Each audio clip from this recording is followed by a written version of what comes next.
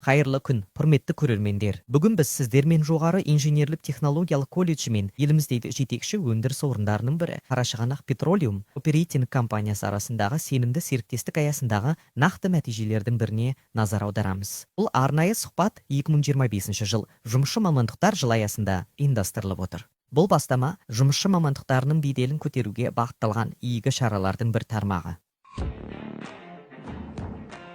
Мен дипломалды практикумды Қарашығанақ Petroleum Operating компаниясында өттім, автотехникалық қызмет бөлімінде. Негізгі міндеттеріме автокөліктердің техникалық жағдайын тексеру, жоспарлы техникалық қызмет көрсету және ұсақ жөндеу жұмыстарын орындау кірді.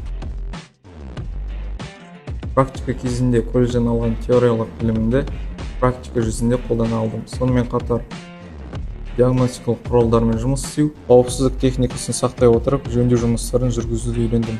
Командалық жұмыстың маңызын жақсы түсіндім. Мен болашақта осы салада тәжірибелі механик немесе инженер ретінде жұмыс істегім келеді. Қарашығанақ компаниясының колледждің арқасында осымен 4-ші рет практикадан өттім.